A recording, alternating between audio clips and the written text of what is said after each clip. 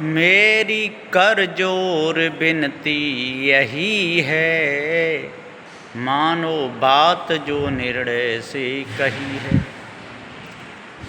हमारी तो यही कर जोर के विनती है कि जो निर्णय की बात हो उसी को मानो।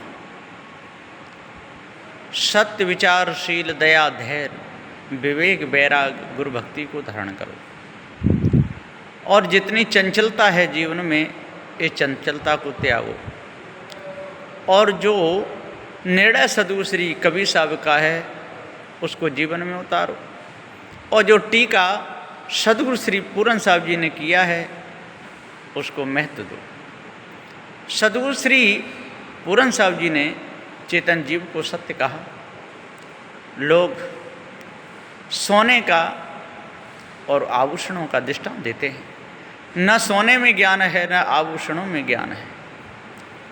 और जो तरबूज के पर्यायवाची नाम रखते हैं, एक बार लड़ाई हो रही थी। अब तरबूज के पर्यायवाची में वो कहे हमको ये चाहिए, वो कहे वो चाहिए। एक विद्वान जानकार आए, उन्होंने तरबूज के टुकड़े दे दिए, लो खा लो। तो उस कहते हैं कि इसी प्रकार से जीव को भी आत्मा कहने में दोष नहीं है। ऐसा नहीं, तरबूज जड़ है और उसका गुण भी जड़ है। और चेतन जीव ज्ञान स्वरूप है, इसका गुण भी ज्ञान है, ज्ञान स्वरूप है। इसलिए सद्गुरु श्री कबीर साहब के निर्णय के अनुसार जीव को आत्मा नहीं कह सकते, जीव को ब्रह्म नहीं कह सकते। यदि जीव को ही ब्रह्मात्मा कहते तो फिर सद्गुरु श्री कबीर साहब ने ये चेतन, जनैया, जीव यही नाम क्यों चुने हैं? वो आत्मा को क्यों नहीं चुना? ब्रह्म सिद्धांत को क्यों नहीं माना? इसलिए विचार करना चाहिए। यदि विचार करेंगे तो बात सही बनेगी, और यदि विचार नहीं किया तो बनी हुई बात भी बिगड़ सकती है। इसलिए सभी लोग विचार करें। अब कहोगे कि वस्तु का नाम बदलने से उसके गुण पे कोई फर्क नहीं पड़ता। यदि सूर्य का नाम पानी रख दो तो सूर्य पे तो कोई फर्क पड़ेगा नहीं। सूर्य तो सूर्य है। सूर्य का नाम पानी रखो तो सूर्य पर कोई फर्क नहीं पड़ेगा। इसी प्रकार से, लेकिन पानी नाम रखो क्यों? सूर्य का नाम पानी रख नहीं सकते। क्यों नहीं रख सकते? कि सूर्य में जल के गुण नहीं है। सूर्य का गुण तो नहीं बदलेगा, पर सूर्य को पानी कहने से सूर्य में जल के भी तो गुण नहीं आएंगे, हैं?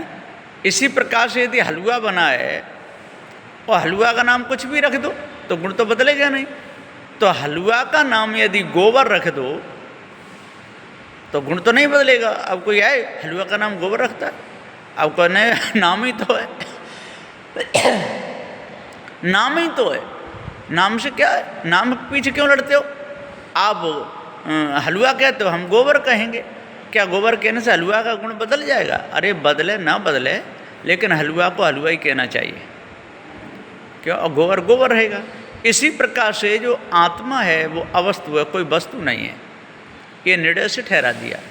जब आत्मा कोई वस्तु नहीं है और निर्णय से संत गुरुजनों ने सिद्ध कर दिया, तो फिर इन पर्यायवाचियों के पीछे क्यों पड़ना चाहिए? अरे पर्यायवाची में हो सकता है, पर व्याख्या में नहीं होगा। व्याख्या में जीव को आत्मा नहीं कह सकते, क्योंकि आत्म सिद्धांत अलग है, व्यापक बात है। अब आप कहो कि एक देशी, हम एक देशी मानते हैं, वो सर्वदेशी मानते हैं, तो फिर आप तो ये भी कह दोगे फिर कि ब्रह्म को हम एक देशी मानते हैं, वो सर्वदेशी मानते हैं, एक ही बात है ना? ऐसा नहीं। जो व्याख्या वेदांतियों की हो चुकी है वो सद्गुरु श्री कबीर साहब के निर्णय के अनुसार सिद्ध नहीं होती, और जो व्याख्या सिद्ध नहीं होती उसको हम न्याय से नहीं मान सकते। इसलिए न्याय तो इसी में है कि चेतन जीव ही सत्य है। सद्गुरु श्री पूरन साहब जी ने टीका में साफ साफ कह दिया, सद्गुरु श्री कबीर साहब का जो बीजक है उसमें ज्ञान 34 है ना, उसमें और भी प्रकरण हैं। वहाँ का है छच्छा अच्छन में प्रलय सब मिट जाई, छे परे तो को समझाई, छे परे का अंत न पाया, कहीं कबीर आगमन गौराया। इसकी टीका में देख लेना, सद्गुरु श्री पूरन साहब जी कहते हैं कि भूल कहिए ब्रह्म और भूल कहिए आत्मा और भूल कहिए परमात्मा, भूल कहिए ईश्वर, भूल कहिए जगत। इन लोगों ने कहा बस ब्रह्म से निकला, ये सब भूल है। इन सारी भूलों को जो मिटावे, सारी कसर खोट को दूर करे, है ना, वो पारक है और वही चेतन जीव है। तो जीव ही सत्य है, यह अर्थ। वही गुरुपद है जो सब भूलों को परखा करके दूर कर दे, सारी भूलों को मिटा दे। तो वही तो गुरुपद, वही पार की चेतन जीव है। इसलिए जब तक हम पारक को महत्व नहीं देंगे, जब तक हम जनैया चेतन जीव को नहीं समझेंगे, तब तक हमारी बुद्धि ऐसी की ऐसी बनी रहेगी। इसलिए मेरी करजोर विनती यही है, मानो निर्णय में बात जो कही है, जो निर्णय में जो बात कही है उसको मान लो, है ना। संत गुरुजनों से निर्णय से जान लो, और जो निर्णय न दे उसकी बात मत मानो। कोई भी हो, कितना बड़ा हो, लाखों साधु उसके साथ में रहते हों, कितना बड़ा हो, ऊंचा, सबसे ऊंचा उसका सिंहासन लगता हो, लेकिन निर्णय की बात नहीं कहता तो उसको नहीं मानना चाहिए। क्योंकि निर्णय की बात यदि मानोगे तो आपका भला होगा, और यदि निर्णय की बात नहीं मानोगे तो धोखे में सारा समय जाएगा। इसलिए समय धोखे में मत गमाओ, भूल हृदय से दूर भगाओ, पार की गुरुजनों की संगति करके अपने मन को तुम निर्मल बनाओ, है ना। भूल हृदय से दूर तुम भगाओ, पार की गुरुदेव की संगत करके अपने मन को तुम निर्मल बनाओ।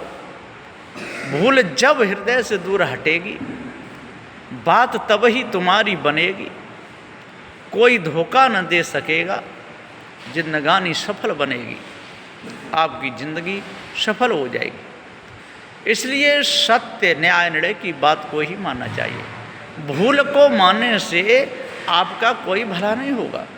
यदि भूल को मानने से आपका भला हो जाए तो फिर सत्य क्या है, फिर आप सत्य जान ही नहीं पाओगे। इसलिए भूल को तो मिटा दो, क्योंकि भूल से आपका भला ही क्या होगा, कुछ नहीं होगा। भूल से किसी का भला हुआ नहीं है और होगा भी नहीं। इसलिए बिल्कुल भूल को अलग करो और सत्यवादी बनो, सबका भला चाहो, है ना। सबका भला सोचो, सबका, किसी का बुरा सोचो ही मत। यदि एक का भी आपने अपने जीवन में बुरा सोचा तो समझ लो कि आपका मन खराब हो जाएगा, मन में विकार आ जाएंगे। है प्रथम देखे दे उठाए के काम को, तब जीव कामी भयो भयो बेकाम को।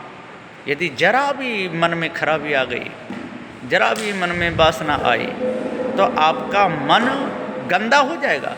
और गंदे मन में तो बुरे विचार आएंगे, अच्छे आ ही कह सकते हैं। इसलिए गंदे विचारों को, गंदे जो आपने गंदे आचरण कर रखे हैं, इनको सुधारो, अपने आप को जानो। और यदि आप अपने आप को जान लोगे तो आपकी भूल मिट जाएगी। है भूल मिटे गुरु मिले पारखी, पारख दे लखाई, कहीं कबीर भूल की औसत पारख सबकी भाई।